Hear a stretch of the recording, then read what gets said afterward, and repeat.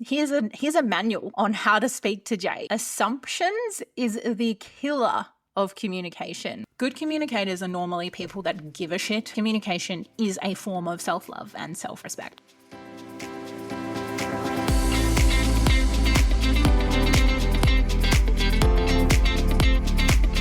What's up, guys? Welcome back to another episode of Woke Up Worthy. I am your host, Jade. Thank you so much for tuning in this week.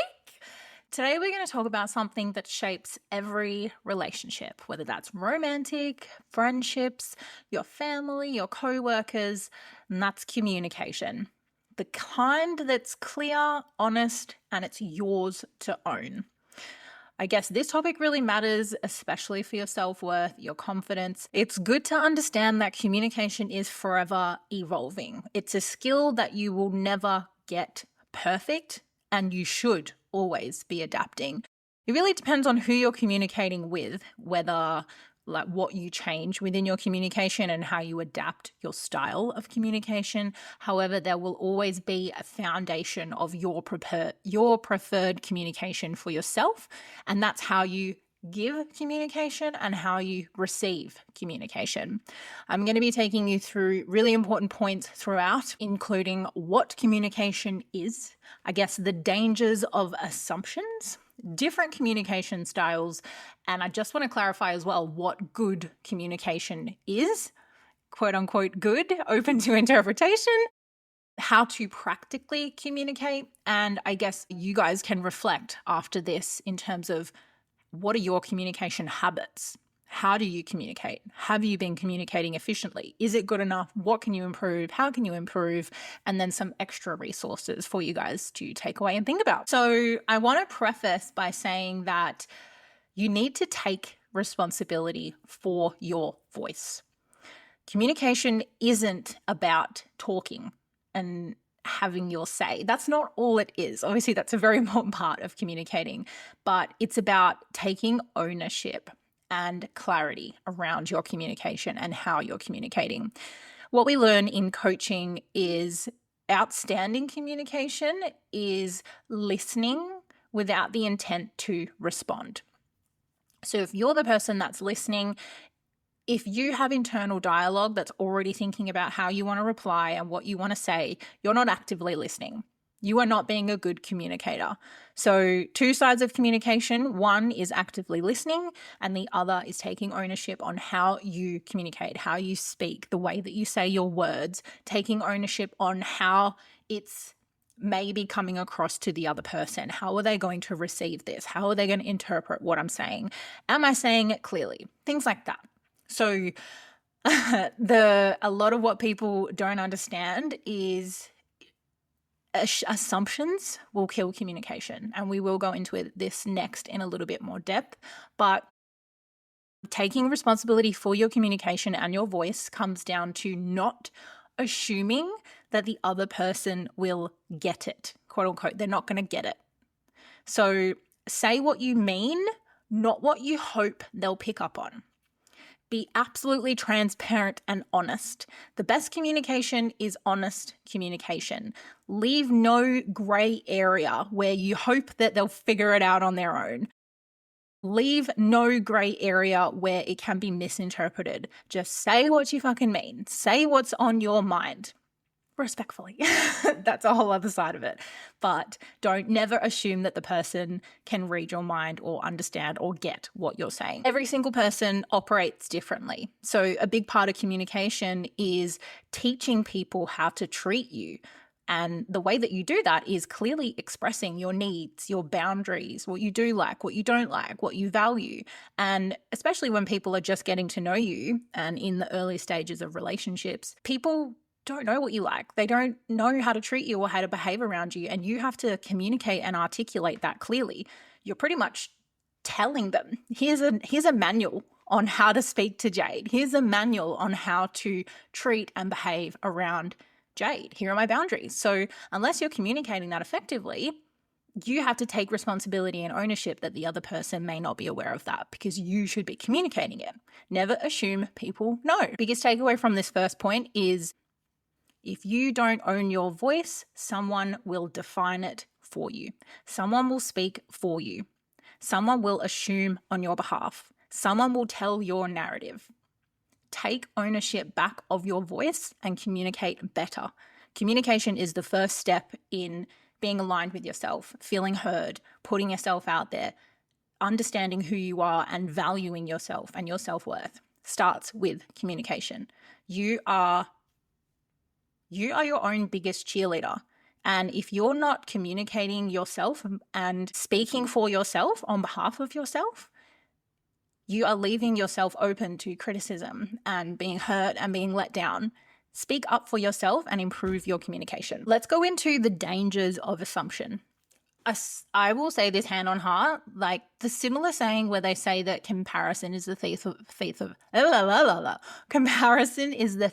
of joy. Assumptions is the killer of communication. No one can read your mind. No one can read your mind. I think a lot of us go wrong. We have this narrative in our head and we play out these scenarios and we assume we know what the other person's thinking. We assume the other person knows how we feel and are thinking and have chosen to ignore it anyway. That's a huge assumption. Unless you communicate effectively and unless you hear both sides and unless you talk and speak up about what you do and don't need, you're assuming on both sides. Assumptions are unspoken expectations, and assumptions always lead to disappointment because you're leaving yourself open for assumption. You have not been clear in what you need and want. It's almost like there's this mind reading myth, right? Well, I thought that you meant this. You thought, so you assumed.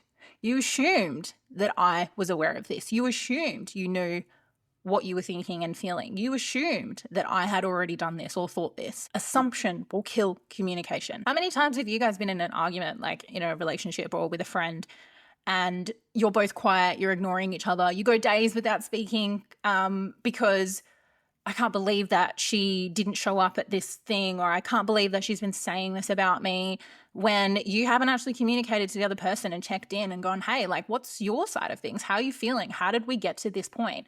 Because there's always two different sides. What's that age-old saying is there's your side, my side, and then the actual truth in the middle. And to get to that truth in the middle, communication, no assumptions, open communication, honest communication, meet in the middle for the truth. And that's not to say that you will always be on the same page as the other person, because people interpret things differently, people communicate differently. It'll never be perfect, but there are ways to comfortably and easily communicate so there's less friction, less surprises, less upset, less disappointment, because you're constantly learning, right? There can be different communication styles. So I guess, passive aggressive, and then assertive. Now, a lot of people don't understand the difference between assertiveness and then people can come off as rude.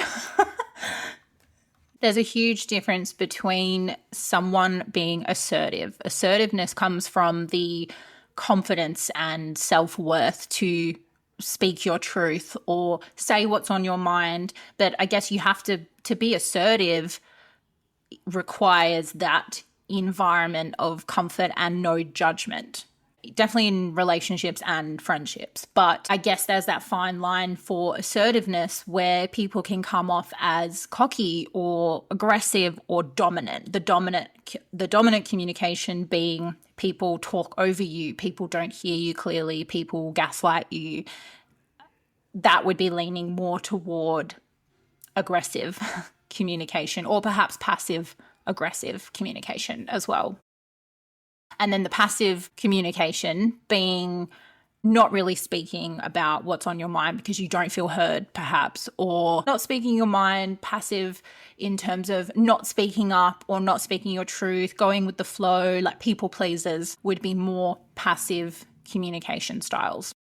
And I guess through no fault of our own or anyone's, is depending on your environment and who you're around, but also what communication skills you have. Do you actually understand how to move from passive communication to assertive communication, assertive being ideal, right? Do you have the tools and the environment to be in an assertive communication space? Or have you been brought up, or are you in a relationship that only requires passive or aggressive communication? For some of us, if you were brought up in an environment where, be seen and not heard as a child, or you were told to kind of keep your emotions and your thoughts to yourself, or you had this feeling growing up or in the environment that it's better to keep your mouth shut, don't rock the boat. A lot of people think that if they communicate or say how they feel, it just automatically means there's going to be conflict. I think that's why a lot of people don't communicate, because they're like, oh, it's better and easier just to not say anything. Wrong. Incorrect. Good communication doesn't mean that there has to be disgruntlements or arguments, right? So a lot of people stray away from it. Oh, it's just easier, keep the peace, keep my mouth shut, which is absolutely not the case. And that's where that passive communication comes into it.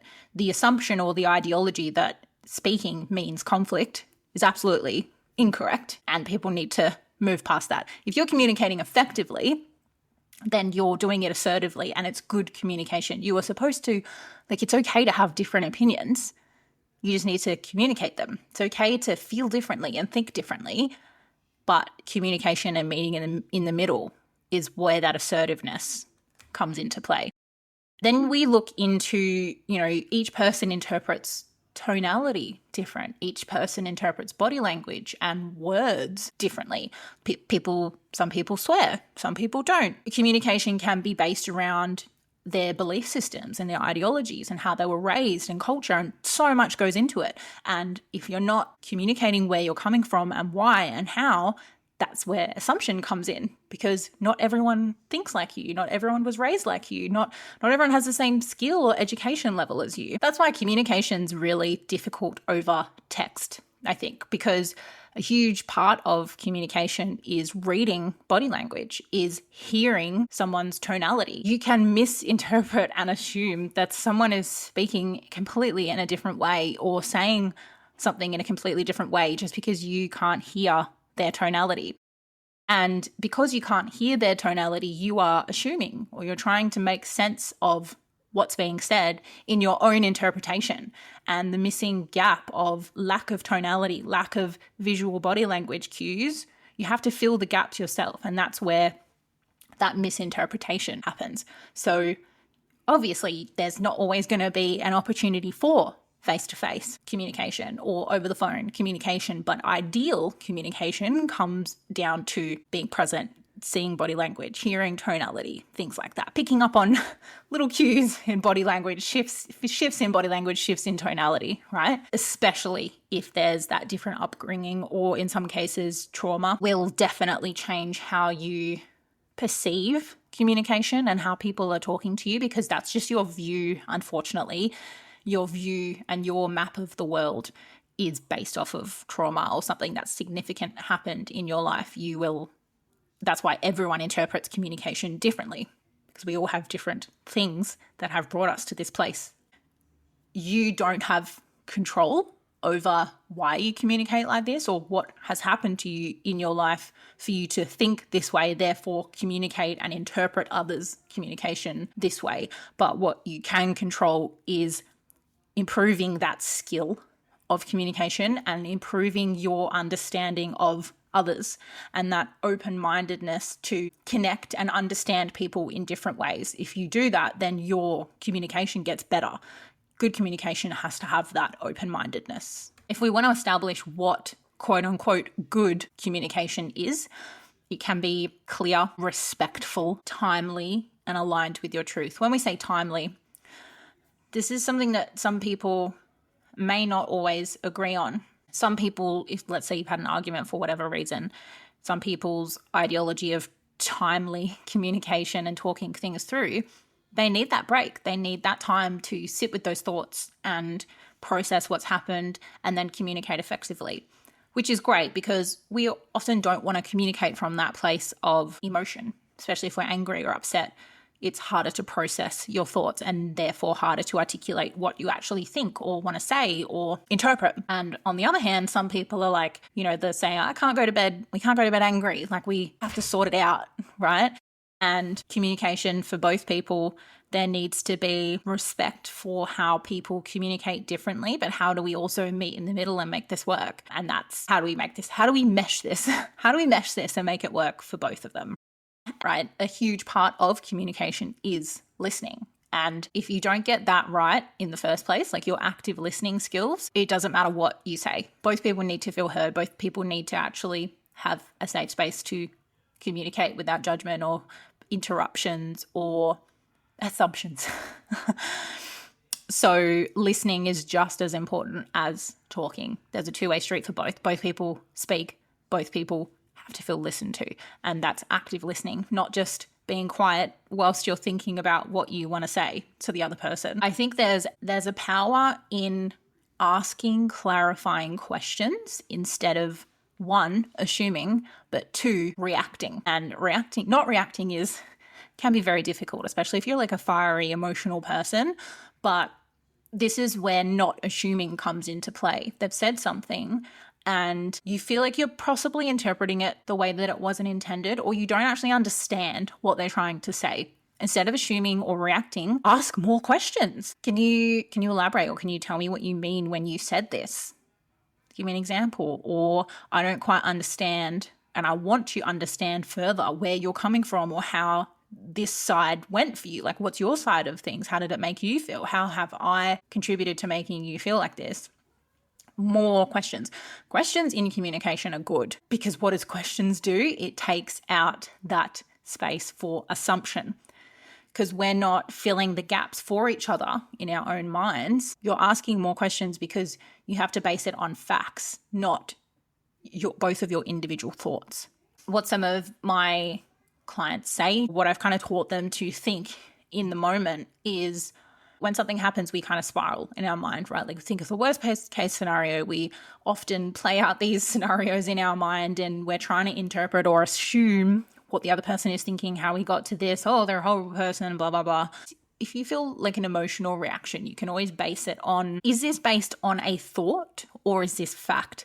Like, has this person actually said these words that have set you off, or did you assume the meaning of their words? Did you assume their language? Did you assume a scenario based on one thing that they've said, right? So that's a good way to kind of bring yourself down and get that clarity. And good communication is this based on thought, like your own thoughts, or is this based on actual facts that have happened, things that have been said, things that have been done, right? That's a good way to kind of manage it.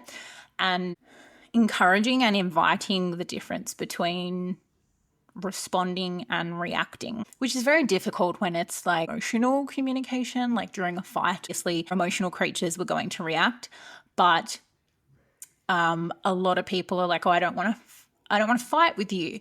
But communication doesn't always have to be a fight or conflict. Like, two adults can have different ideas, different opinions, and respond to each other and expand each other's thoughts and ideas and spaces that they're in and understanding of the scenario without reacting. Like, a reactiveness, that's something I definitely am working on for sure, is like exploding with emotion and going from 0 to 100 really quickly, rather than listening, hearing it out, staying calm, and then responding without yelling or having a screaming match, right? I think good communication, if done very well, I guess, can sound very clinical, but its calmness is what it really is.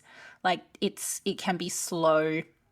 And it is really hard because, being human beings, we're obviously emotional creatures, and the ability to subside that emotion while still honoring that you are feeling that emotion as a trigger for a reason, feeling that emotion, pausing, what the hell was just said to me, and what does it mean to me, and what am I going to do about it? This is like a quick, instant feeling thing where your practical communication will come into play and help you, using I statements, because when you're talking or you're communicating, it's always during an argument that it's most difficult, right? So when you're communicating, the assumptions that come into play is often like we're referencing how someone else has shown up or how someone else is feeling or, what they said. So it's definitely better to just use I statements and reference yourself, because that is fact.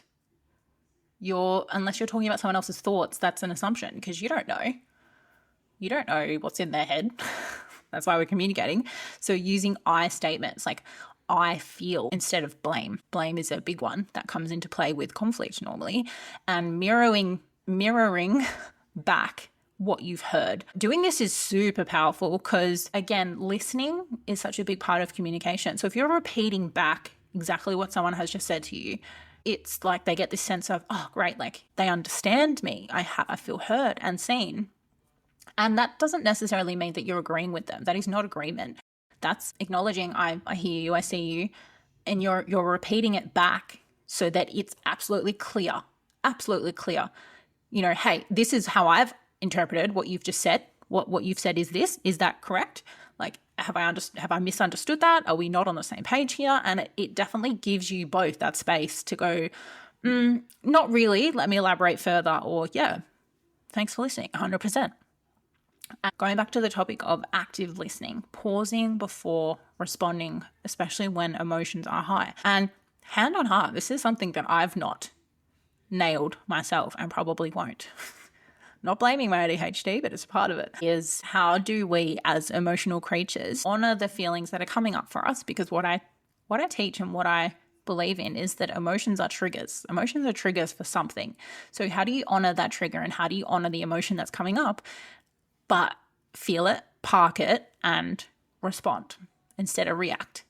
When I find out, I'll let you know, because I don't know. But practical communication does need that pause before responding when it comes to like big emotions and reactions, right? And part of practical communication as well is getting comfortable with the silence. Space often leads to clarity. Space leads to more room to share, more room for support, more room for understanding. So a lot of people get really uncomfortable with silence, and that's how interruption happens. We're talking over each other. Oh, fuck, there's a silent, awkward pause, or no one's talking right now. There's no noise. Let me just quickly fill the gap. And that's where we start talking shit. That's where we say unnecessary things. That's where we light the fucking fire that's already going on, right? So get comfortable with those silent pauses, that room for pause. So taking on board everything, the next step would be to reflect and audit your communication habits. Like, how have you shown up until this point? Or if you want to reference one scenario or example for yourself, how have you been showing up communication-wise to contribute to this argument or to contribute to this disagreement or whatever you want to call it? Were you clear or were you vague when expressing your thoughts and what you need and your boundaries? Because remember, we're going back to the importance of taking ownership with your communication. You can't change how other people communicate, but you are responsible for how you communicate. That is the one thing that's in your control to change. There's no use worrying or trying to change how other people do it. You just need to take full responsibility and ownership in terms of how you communicate. How are you showing up? How did you express yourself? And is it good? Does it need work? How could you have done it differently? That is the one thing that you can and should focus on, because your communication can only get better from here. If you care enough about it and you already have awareness of room for improvement with your communication, then it can only get better. And for it to get better, you need to acknowledge how you are doing it currently. Are you avoiding hard conversations to keep the peace, right? Happy wife, happy life. What do they call it? So, and again, the listening prompts. Are you listening to respond or are you listening to understand? Are you already trying to think in your head while they're talking what you want to say next? Quieten the mind, listen, be present. Listen to understand, not respond. Think about the last few disagreements you've had or miscommunication or some situation that you were in and really think about those things. Were you clear? We're taking ownership here. Were you clear when you were communicating? Did you assume what the other person was saying? Was your thought patterns or your understanding of the situation based on your thoughts or fact? Thoughts or fact? And have you been showing up as a passive communicator or have you been showing up as an assertive communicator? And God forbid, have you been showing up as an aggressive communicator? Really kind of take that time to think about everything that's happened up until this moment in terms of communication situations and audit it. Really have a think about how you've shown up. What's your behavior around communication and what are you going to do differently moving forward? How are you going to change things? And just to remind you, like, communication's a skill. It's not a personality trait. Like, none of us are born out the womb being fantastic communicators. And like I said in the beginning, I don't think communication is never a skill that you will perfect. It's constantly evolving. It's constantly changing. It needs to adapt depending on who you're talking to and where you are. But there are so many things you can do to have better communication.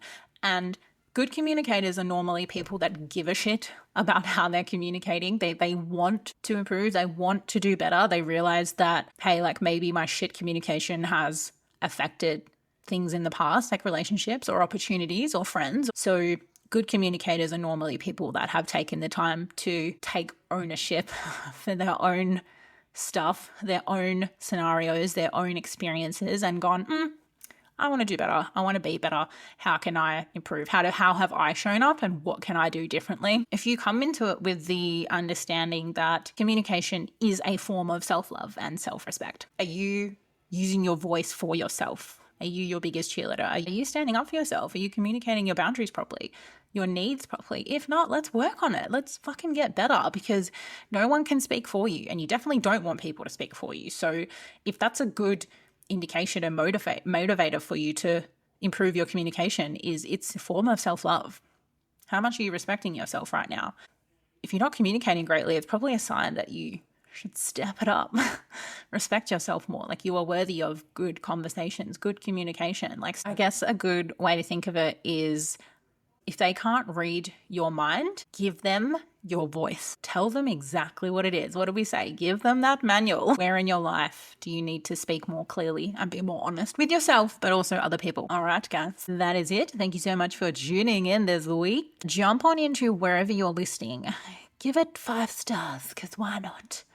Hit the links in the description if you want to give me a follow, if you want to bounce some ideas, if you want to reach out, if you need support. All the links are in the description. Hit that bell wherever you're listening if you want to be notified of new episodes. And thank you so much for listening. I'll see you next week. Bye.